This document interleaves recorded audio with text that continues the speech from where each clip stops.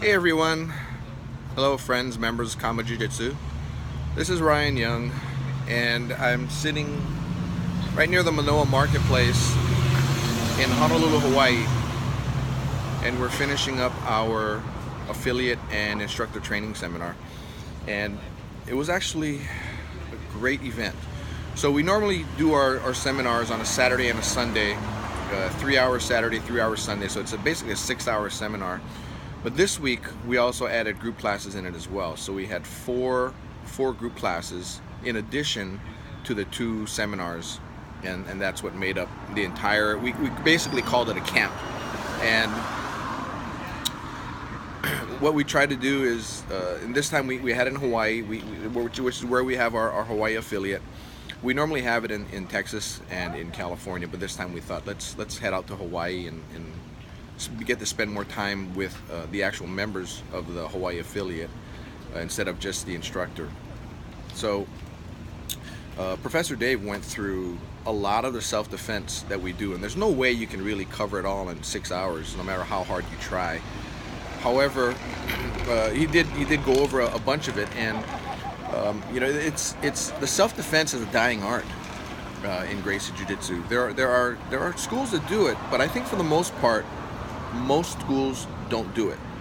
The real marketing push for most jiu-jitsu schools is to do tournaments, and really in tournaments it's jiu-jitsu against jiu-jitsu. It's not you going up against some random guy on the street.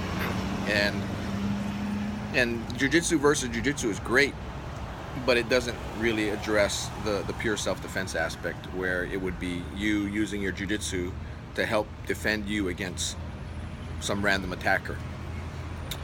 So we spent a lot of time going over that, as well as some of our concepts on how to teach that stuff. Because as we discussed earlier, teachers aren't really automatic. Just because you're black belt doesn't really necessarily mean that you can teach. Now, technically you can. You go open your school, and in fact there are people who are not even black belts, blue belts, that open their own schools, and because they just love to teach jiu-jitsu.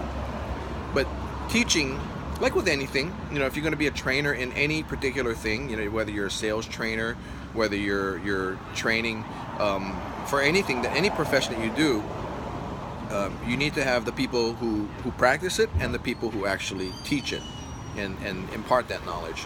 So that's what this seminar is all about, and it was a great time, and there's a lot of information that we had that we learned.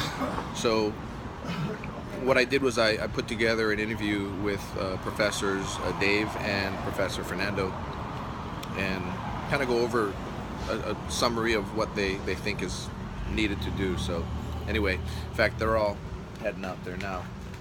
So I'm gonna just kind of finish up, and I'll post this up, and if you have any questions, let me know. Talk to you, bye.